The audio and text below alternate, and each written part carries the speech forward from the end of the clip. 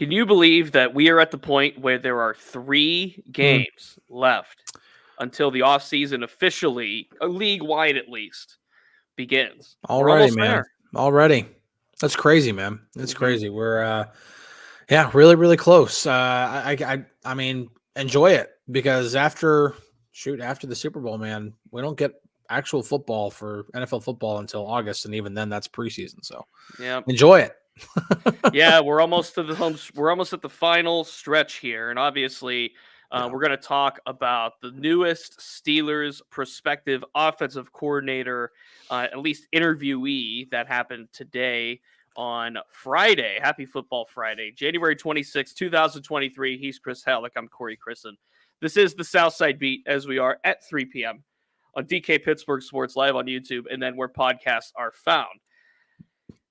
49ers and Lions, Ravens and Chiefs. 2 really good conference championship matches. I love both of these for a lot of reasons. Number one, obviously with the AFC, Lamar Jackson, Patrick Mahomes, it writes itself. The prospective MVP versus what I would call the final boss, it almost seems, of the NFL when it comes to Patrick Mahomes. And obviously the Chiefs defense has been great. The Ravens offense, at least rushing wise, has been great. And this is going to be a really good game. I'm looking forward to it. I hope the Chiefs defense is somewhere close to 100% and their game planning really, maybe exotically, I guess could be the word, for Lamar Jackson, because I think that'll just make for a much better game, because we've seen it with Lamar Jackson before. Things can get out of hand really quickly with a quarterback like him. So I'll be fascinated to see how Kansas City schemes up Jackson. Yeah, and I think, of all seasons, they're probably best prepared for this, just because their defense has been much better than a lot of people anticipated it to be, and I think it's one of the main reasons why they are where they are. Obviously, Patrick Mahomes was phenomenal against Buffalo last week, and that was a big reason why they won that game. But just overall, I mean, we kind of saw Kansas City's offense struggle. Like we haven't seen, in recent years. We saw them kind of struggle and kind of, at times kind of limp their way through the season. Again, for the standards that we're used to seeing. And so, but the defense has been a big reason why they got to the AFC Championship. And if there is ever a time that they are best prepared to try to defend a quarterback such as Lamar Jackson, this is the time to do it. Yeah, and for the Ravens perspective, like I said, the final boss, Lamar Jackson, or the final boss, Patrick Mahomes, excuse me. And this is the guy that the league has been trying to beat over the last several years. This isn't just the Ravens on one day on a Sunday. This is the same guy for the last, 6 seasons, 7 seasons almost? Yeah. 6 seasons.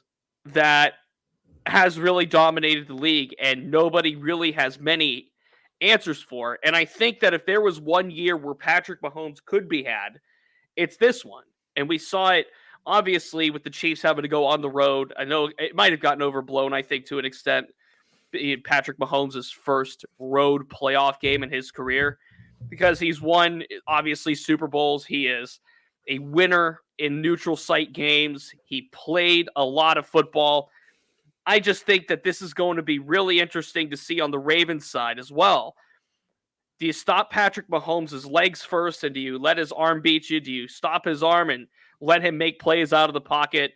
How do the Ravens get after Mahomes? And also, I think it's very evident that Mahomes doesn't have as good of a receiving core, perhaps, as he's ever had. Sans Travis Kelce. So Patrick Mahomes is the clear nucleus for the Chiefs offense.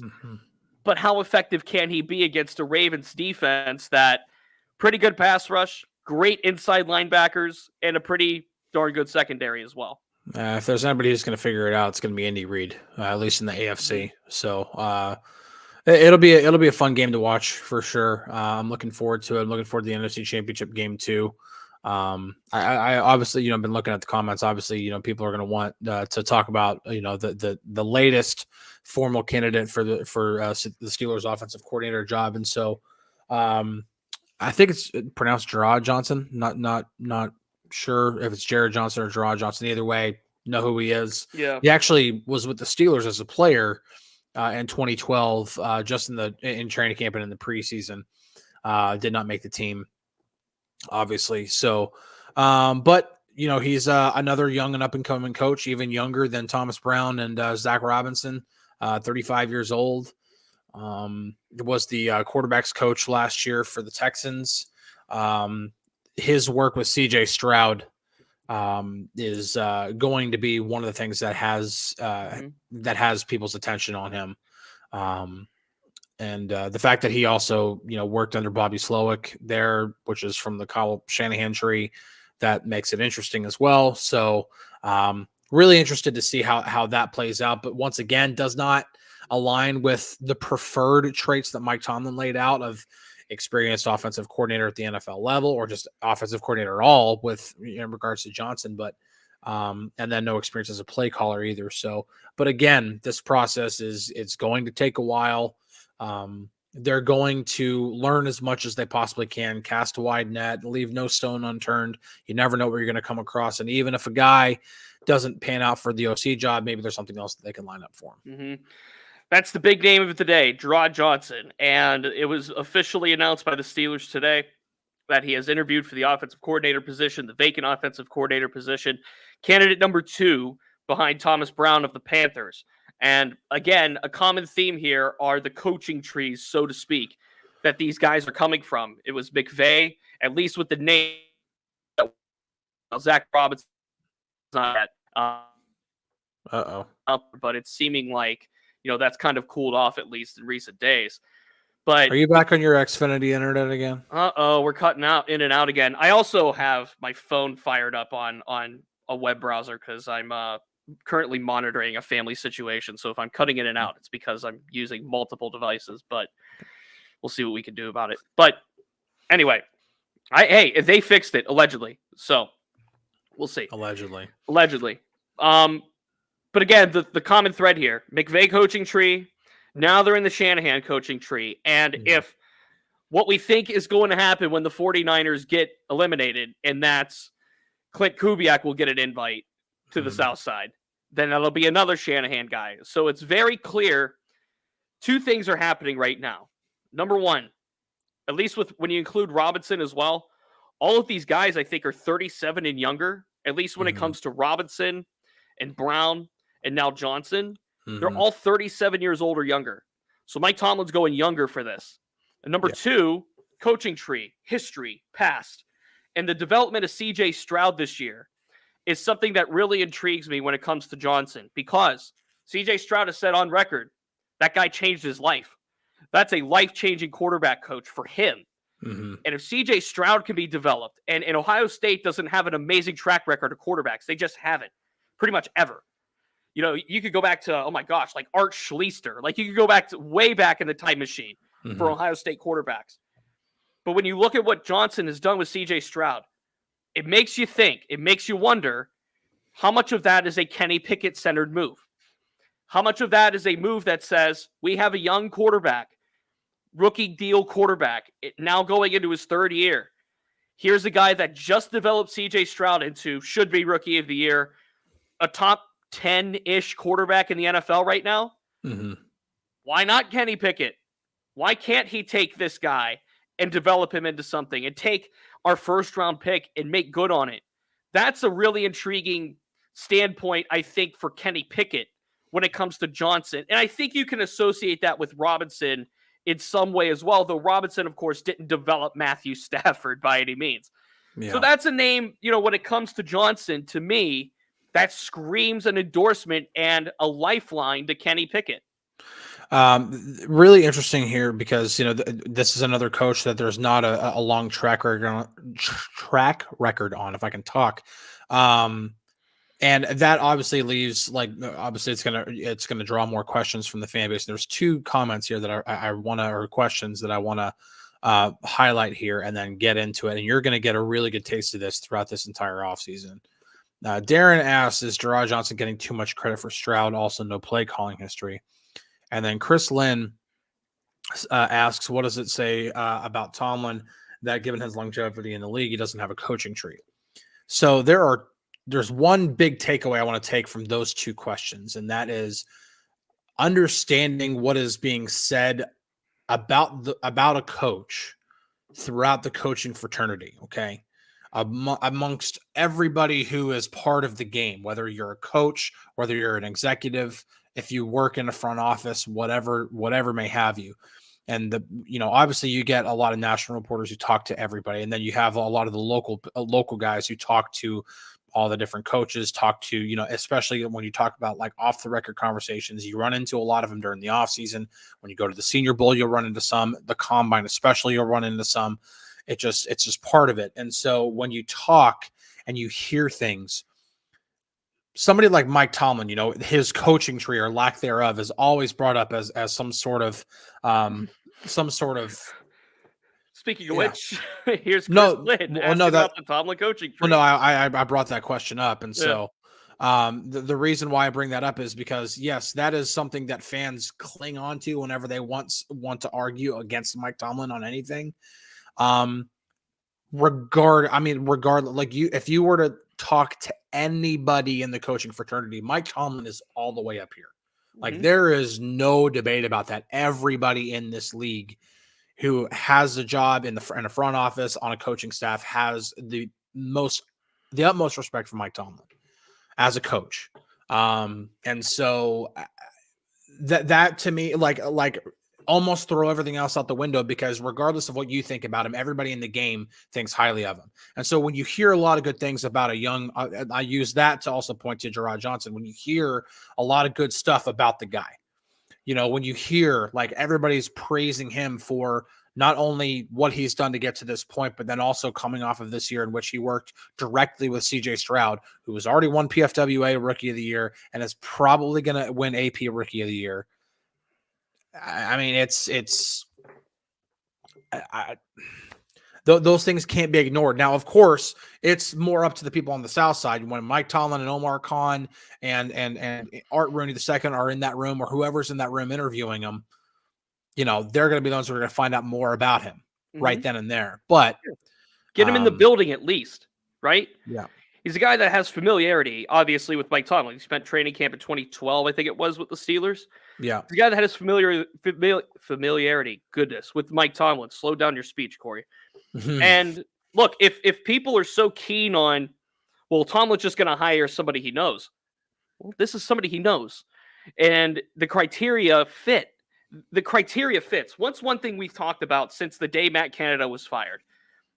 And this still stands true for me, even though Mason Rudolph did what he did towards the end of the year. And by the way, quick sidebar, if you did not watch Ramon Foster yesterday, Mason Rudolph joined Ramon Foster for like an hour, little over an hour. Great content, great stuff from Mason. Talked about Kenny Pickett, talked about this year, talked about his journey and his life and everything that this season did for him. You're going to want to check that out. Don't do it now because we're live. Check it out. DK Pittsburgh Sports on YouTube. It's available on podcasts where the podcasts are found. You're not going to want to miss that. A lot of good stuff. And if you rather just read what he said, there's a lot of bullets on DKPittsburghSports.com right now in a Friday Insider format. So you're not going to want to miss that. But the one thing, and this still stands true for me, that I felt the Steelers needed to check when the new offensive coordinator search began was finding the best way to get the best out of Kenny Pickett. And how is that new guy going to be able to do that? Because Kenny Pickett, first-round pick. Kenny Pickett, a guy that they spent that capital on to build around. Kenny Pickett, a guy that money-wise is not going to cost them an arm and a leg for at least 3 more seasons if they choose to have the final season in there. So if you can have a coordinator, and you just saw the body of work with CJ Stroud. Now, Stroud and Pickett, obviously different skill sets. But you just saw what happened with CJ Stroud and that development. Now, Bobby Slowick, I think, has a lot to do with it, but Slowick is a Shanahan guy as well. Yeah. So if you have that system, and that's a solid system to pluck from, and he comes in here and he can tailor what Shanahan's system, and by the way, that's benefited Brock freaking Purdy, and they could tailor that to Kenny Pickett, to win for all parties. So I'm not saying right here, right now, that Gerard Johnson's my top guy, because I still think Clint Kubiak is number 1 on my list. I certainly think that Johnson's a better option than Brown, and I certainly think that Johnson is a better option than Robinson among the names that we've heard of so far linked to the Steelers in some capacity. Yeah.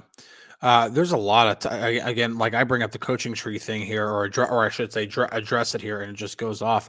Like, listen, just because a coach doesn't have some sort of, that's not a mark of a great coach is having a good coaching tree. It's just not. I mean, say what you want about Kyle Shanahan, he's a great coach. He hasn't won a Super Bowl. I mean, Sure. let's just, at least not as a head coach, and so it's just. Again, that's not a knock on. Again, I think he's a great coach. Sean McVay, you can say a little bit different, and I think Sean McVay is a heck of a coach, not just as an offensive mind, but as a head coach as well. You look at like Bill Belichick. I mean, how many of his guys have gone off to go do something, something where they became a head coach or something, and they just fell flat on their face. Sure. I mean, Mark right here. Yeah, too. it's just, just because there's not a coaching tree doesn't mean that he's a bad coach. It just doesn't, like, I don't understand this obsession. Again, if you trust us to bring you the news, if you trust, like for example, like from my perspective, whenever I was on the beat, and if you trust me to bring you the news, and you trust me to bring you to help put your finger on the pulse of the team, just like I have a finger on the pulse of the team, then hopefully you trust whatever I can report, or whatever I can hear, or whatever I'm hearing. Mm-hmm. And so if I hear nothing but vast praise from Mike Tomlin throughout the league, I mean, I remember talking to an executive at the Senior Bowl, and I just brought it up, and I was given this look like, you freaking stupid. Like, really? Are you dumb? Like, everybody loves them. Everybody loves them. It's just part of it, man. Like, it's a foregone conclusion at this point. Mm-hmm. And so, but again, people will, I'm not saying that Mike Tomlin is void of criticism when it comes to, since Super Bowl 45, it's been a whole lot of nothing. Mm-hmm. It's been 3 playoff wins. It's now been 7 straight, or however many straight, 6 straight, 5 straight playoff losses since the 2016. Let's just say since the 2016 postseason. Yeah, and so ever since the AFC Championship loss in 2016, they haven't won a playoff game, and so that's not, he's not void of criticism there. But it doesn't mean, I don't know, man. I feel like it doesn't really matter, what I can say at this point, because, people are just going to believe what they're going to believe. I can try to tell you everything that you want to believe, and that's fine. Everybody has an opinion, and everybody has the right to have an opinion. Mm-hmm. So I'm just saying that everything that I've ever heard about Mike Tomlin from anybody else outside of the organization, that's nothing but high praise. That discourse, I think, is very black and white when it comes to local versus national. I think that's just what it's going to be, quite frankly. And I think the local perspective is very jaded in the sense that, they have not won a playoff game since the 2016 postseason. Mm-hmm. In the last 5 postseason losses they've sustained, they've allowed a lot of points, and Mike Tomlin is a defensive coach. So, like when you have a Hall of Fame quarterback, that mitigates a lot of stuff. And yes, Pittsburgh Toddy, good point. Alejandro Villanueva on Wednesday talked really, really high praise about Mike Tomlin. You have to go listen to that as well. But I just think, that's what it's going to be until the day the NFL dies, which, spoiler alert, will be never. That's always going to be the conversation around Mike Tomlin's tenure in Pittsburgh, I feel.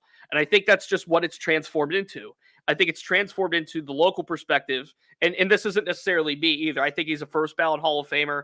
I think the world of Mike Tomlin. I think that's just what it's going to be. There's going to be a divide between that. And it's going to be, he was underwhelming here. He only won the one Super Bowl and went to another. But then on the flip side, it was, he had a sustainable program in Pittsburgh. He helped breed a Hall of Fame quarterback's career. He had elite defenses at times. So that dichotomy is going to live forever. It just is. And it's something we're going to have to deal with. And it's a conversation he absolutely is. It's a conversation we're going to have to rehash time after time again. And that's just what it's going to have to be. But saying that's the thing, like I saw, and I think that's Bied said it. And I'm assuming that this is said tongue in cheek, and that's fine. I'm taking it as a joke. It's like, my opinion is that your opinion is wrong, and that's fine. That it's funny. I don't get worked up over this stuff. I really don't. But I'm just saying, like, people, I saw somebody make a comment on social media. I was like that so many people think that Mike Tomlin is like the worst coach in the league or one of the worst coaches in the league. And it's just, I find it funny because he's going to be like a immediate Hall of Famer. As soon as he can possibly be a Hall of Famer, he's going to be a Hall of Famer. No, first ballot. I mean, it's just, it's not a debate at this point. It's just not. I mean, all right, if we want to play that game like Nick Sirianni, okay, who's on ice in Philadelphia because of just the absolute debacle that was the end of the season. Like Jonathan Gannon out in Arizona. Like, do we want to say Nick Sirianni has a coaching tree? Or like Todd Bowles, his offensive coordinator just got hired, as the new head coach. Do we want to say that Todd Bowles, like, we got to look at Todd Bowles' coaching tree? I don't think anybody say that. No disrespect to those coaches, but like, I don't think that's like indicative of success as a coach, whether they're able to breed other coaches into the league. I think it's noteworthy to an extent. Like, if you're looking at if Mike Tomlin's looking at the Shanahan and the McVay offenses to pluck a coordinator from, that's because those offenses have been widely successful in recent memory. Keywords are recent memory. If Mike Tomlin and the Steelers had a top 10 defense or top 5 defense in the NFL for the last 4 years, wouldn't Terrell Austin be considered a head coaching candidate? Like, that's just how the NFL works. That's just how things work. So, like, I'm not going to sit here and say that Mike Tomlin not having a widespread coaching tree that's been unbelievably successful over the last decade and a half is indicative of Mike Tomlin as a coach. That's not fair to say. Yeah. And like he's got a couple of guys now who I think could end up becoming, possible coordinators at one point. Grady Brown's one of them. Aaron Curry possibly could be one, down the road. I don't think Aaron Curry's quite there yet, but really, really think he's, again, you talk about a guy you hear a lot of positive stuff about. I mean, there was positive vibes coming from him when the Steelers plucked him from Seattle. And that carried over into his first year with the Steelers. So I do think that Aaron Curry is going to be one of those up and comers here in the next couple of years. Grady Brown's kind of on that trajectory too. So especially if you have a guy such as, Joey Porter's a finalist for AP Rookie of the Year. Yeah, I mean that Grady Brown directly coached him. I mean, you're going to have certain guys who are going to start getting considerations, down the road. And again,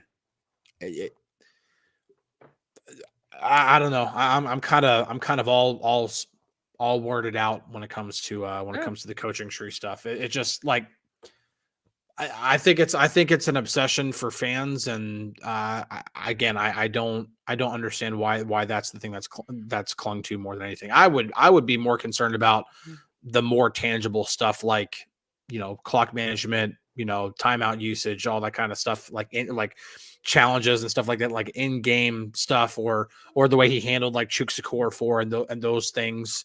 That to me is more of a measure of like who Mike Tomlin is as a coach. But the really big thing is that no matter what happens, those guys, every single guy in that locker room buys into that message. Even though that message is full of cliches and Tomlinisms, they just continue to buy into it. They eat it up, man. They love playing for him. All of them. I think when you have players that retire and go on public record years after the fact, or that simply come back to the franchise they played for, and they speak highly of Mike Tomlin, then Mike Tomlin's probably doing something right. Like, all right, what Alejandro Villanueva said Wednesday, what Ramon Foster obviously says. Marquise Pouncey. What Marquise Pouncey said about Mike Tomlin changing his life and making him a champion, even though when Mike Tomlin said a week from Thursday, that one of his biggest regrets in his career is not getting Pouncey a championship, and Pouncey said, "Hey, you made me a champion." Come on. Like, that's what it's about. That's what this is about. And and Mike Tomlin keeps the alumni base, okay? Like, I'm not trying to like put this into college terms by any sense, but look at the notable alumni that still come back to Pittsburgh. Look at the notable alumni that still come back. And yeah, Toddy says it here, what TJ said and what Cam has said and what Nick Herbig has said and what the rookies and the young guys have said. This is endorsements, player endorsements, the guys that are in the meetings with the guy every single day. You've been in that room, man. Like, you've been in that room. I've been in that room. I've had those conversations with players. And I've had conversations with players about other.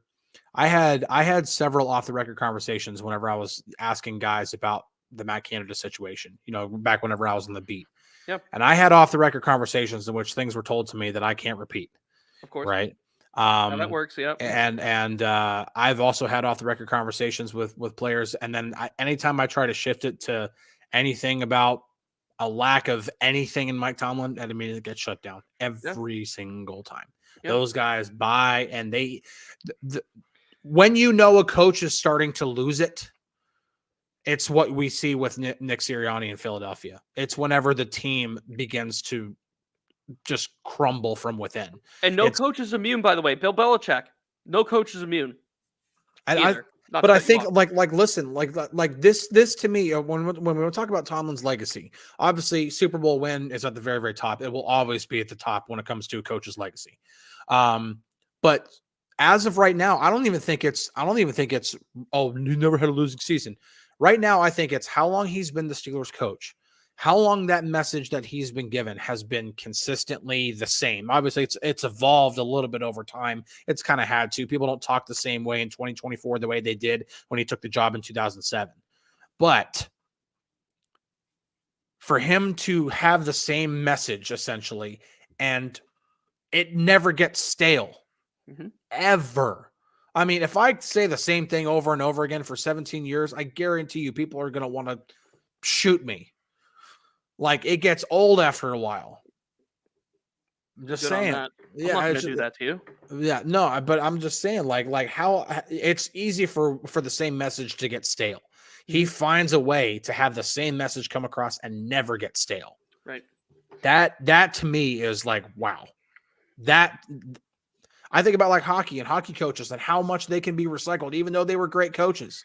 The message gets old after a while and it doesn't work anymore. And then you have to make a change. Even if they were a good coach, still got to make a change because the message is stale. Team's not playing under it. They don't respect it anymore. You got to move on. That's never happened here.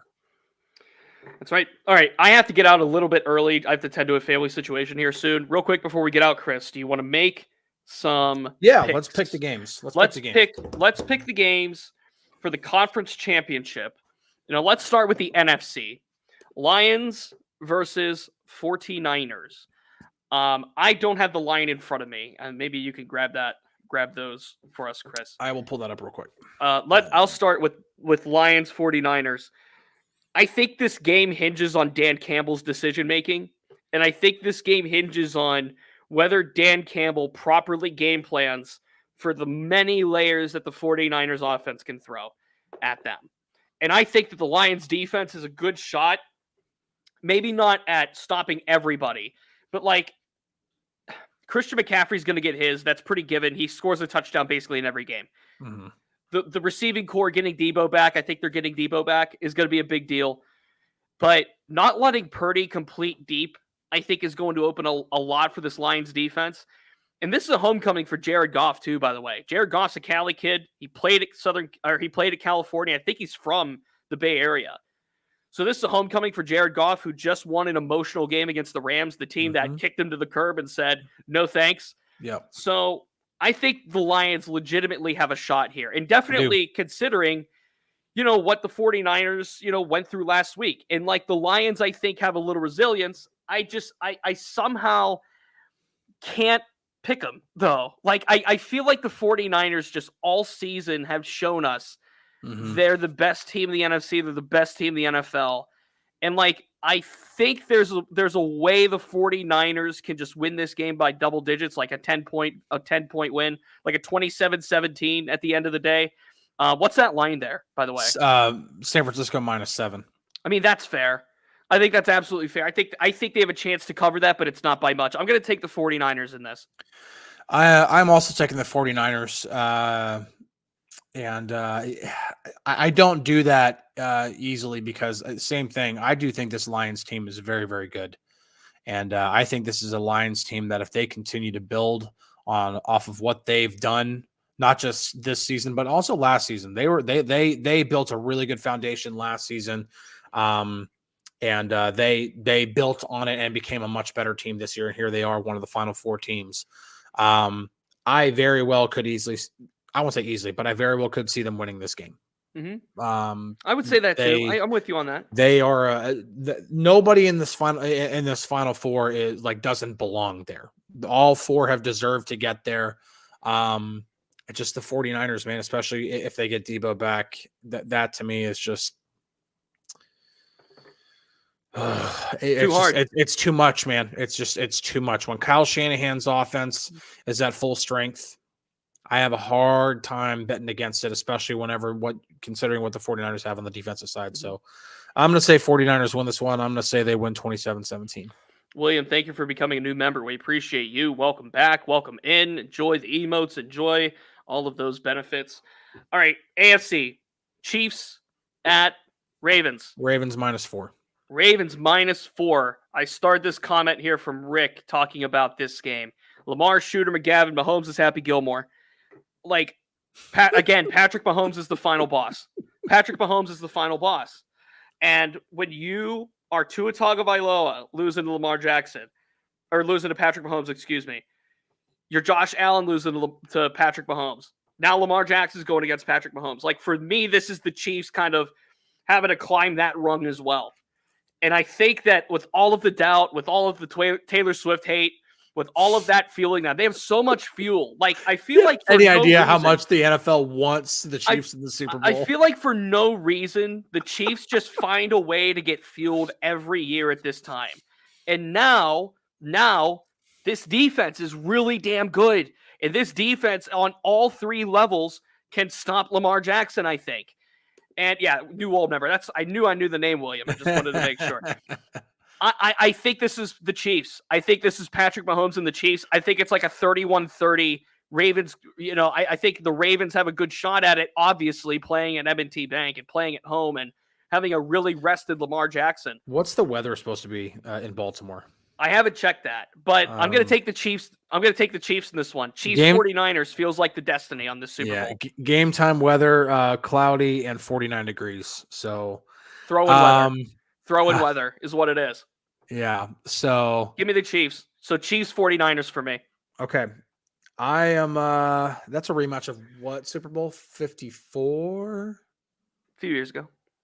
I can't remember which one. My recent Super Bowl memory is kind of embarrassing. I can go, like, if I really think about it, I could probably go all the way back to Super Bowl 27, I think, and name you like who beat who, I think. But the recent years are a bit foggy for me. Anyway, I'm also going to go Chiefs. Either way, the NFL's going to have some sort of conspiracy theorist coming out of the woodwork if the 49ers win, because if the Ravens win, look at the Super Bowl 58 logo.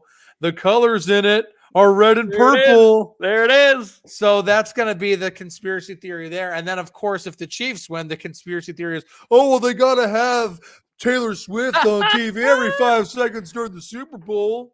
So it's going to be – so if the 49ers win, we're screwed when it comes to Super Bowl Sunday, regardless, because somebody from that AFC Championship is going to have to be in that game. I'm going to go with the I'm going to go with the Chiefs too. I do think that I voted for Lamar Jackson. He won PFWA MVP. He was my vote as well. I do think that this is a different version of Lamar. I don't think we see the same old Lamar losing in the playoffs. I don't think we see that. I think they make this a game. Absolutely. I actually could see this even being, regardless of what the Ravens defense and Chiefs defenses have done, I'm going to say that this is some sort of like 38-36 Chiefs win. Some kind of like that. Bonkers, like shootout win. Not quite at the level that we saw that Chiefs Rams game several years ago. Where it was like 54-51, whatever the final score was. But I'm going to say something like 38-36 or something like that. And The Rock wins the Royal bonus to end the show, Chris. Who wins the men's and women's rumbles? Bonus picks. Who wins the rumbles? Women's. Becky Lynch wins the women's one, and CM Punk wins the men's. Becky and Punk. All right, to go different, I will go with Cody. Back to back. I'll go Cody back to back. Can't be Rhea. Can't be Rhea. No, I'll go Bailey. I'll go Bailey for the women's. I think Bailey's due for one. She hasn't won the. She hasn't won the women's rumble. She's been putting a lot of people over, man. Oh, she's tremendous. She's my favorite women's wrestler. She's tremendous. Oh, Becky's mine. Her work is Becky's awesome. Her work is awesome. Like, she puts everybody over. It's awesome. It's good. So I think Bailey's got one coming to her. I think she deserves it. So give me Bailey and Cody. You've got Punk and Becky. Mhm. Good picks. Good picks. Yep. All right. I got a proposition for you. All right. Week leading up to the Super Bowl, we're gonna have to do some sort. We're gonna have to dedicate a show to Super Bowl history trivia, whether that be the ability to name all 57 Super Bowls, like who beat who. You can do your homework, but obviously, like, whatever that is, or name who who won the most MVPs. We'll come up with something, but maybe we'll do something kind of like that. We'll do it for the chat. Robert does not like wrestling, apparently. Yeah, that's okay. That's okay. We'll pick a day. We'll do Super Bowl trivia. We'll let the chat answer. Pro wrestling is real. Thanks, Randy. Pro wrestling is real. It's fun. Bonus: does MJF show up or Sasha Banks? Do either of them show up? No, Neither. Who has the better chance? I think MJF. Sasha Banks. Sasha. Okay. All right. There you go. That's our show today. DK and Ramon coming up in 25 minutes here. Where you found this on DK Pittsburgh Sports on YouTube. Remember, we're available where podcasts are found. Enjoy the games this weekend. It's going to be fun. Enjoy the Rumble, too, if you're watching. I'm going to watch it on Playback Sunday, so no spoilers, Chris. No spoilers. Okay.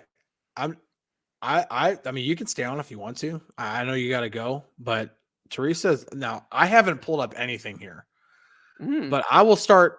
Okay, hold on. Let me think here. Chris can do it. I have to run. Yeah. I'll talk to you all soon. Have fun, Chris. This is the bonus post show, by the way. Yeah, have fun with the post show. All right. Hold on a second. Let me see. Oh, look at this little solo thing here. Okay. Here we go. No cheating. I will start at, bye, Darren. That's fine. Let's see. Let me go back. I can go back to a certain year. 27. Start at Super Bowl 27, because Super Bowls 27 and 28 were Cowboys beating the Bills. Okay. Know that for sure. Then 29 was the 49ers beating the Chargers. Steelers should have been there if they didn't choke in the AFC Championship. 95, that was Super Bowl 30. Cowboys beat the Steelers. 96, Packers beat the Patriots. 32, Super Bowl 32 was Broncos beating the Packers. 33 was Broncos beating the Falcons. 34 was Rams beating the Titans. 35 was Ravens beating the Giants. 36 was Patriots beating the Rams. 37 was Buccaneers beating the Raiders, Mike Tomlin's first ring. 38 was Patriots beating the Panthers. 39 was Patriots beating the Eagles. 40 was Steelers beating the Seahawks. 41 was that was Peyton's first ring. Colts beating the Bears. 42 was that was David Tyree. Giants beating the Patriots. Giants beating the Patriots. 43. That game right there. Steelers beating the Cardinals. 44 was Saints beating the Colts. 45. Packers beating the Steelers. 46. I start to get a little foggy after 45. So 46 was Giants beating the Patriots again. That was Eli beating Brady again. 47 was when the lights went out. Ravens beat the 49ers. 48 was, let me think. Hold on a second. 48 was Seahawks beating the Broncos in one of the most lopsided Super Bowl games. William said that never happened. I know you're talking about 45. 49 was didn't hand it off to Marshawn. Patriots beat the Seahawks. 50 was Broncos beat the Panthers. 51. This is where I start to get really foggy. 51. That was 2016, 2015, 2016. I think 51. That would have been Patriots beat the Falcons. That was the 28-3 game. Yep. Thank you. Then 52, that was Patriots were in it again, but that's when that was Nick Foles. 52, Eagles beat the Patriots. I start to get really foggy here. 53, is this when the Patriots beat won their sixth, beat the Rams? 53, I think. I think that's when that was. And then I think 54. Shoot. Chiefs won 2 in this span, obviously. Would have been 54. Chiefs won 2 because they beat was that when they beat the 49ers? Chiefs beat 49ers? No. That would have been 54 would have been Buccaneers beating the Chiefs. Or no, wait. I'm going to get those two mixed up. One of them was Chiefs beat the 49ers, and another one was Buccaneers beat the Chiefs. I just don't remember which order. And then Rams beat the Bengals, and then last year, Chiefs beat the Eagles. The reason why it goes back to Super Bowl 27 is because that's like the earliest I can remember in my life. I can name other Super Bowls too, but my Super Bowl history gets a lot more foggy after that. So there's your post-show Super Bowl like memory thingamajig. 98 of you still in here to watch, so thank you for putting up with my nerdy, idiotic self. Super Bowl 20, I do remember that one. That was the 85 Bears. So that would have been Bears over the Patriots. I can name Super Bowls 9, 10, 13, and 14 too. Shoot, man. You know what? I know the Packers won the first 2. Did they beat the Chiefs in the first one? I honestly cannot remember. And then Super Bowl 3 was the Jets. Yeah, a lot of that in there. The 9 through 14 I can do. I just don't remember the order of 11 and 12. Because 9 was obviously Steelers beat the Vikings.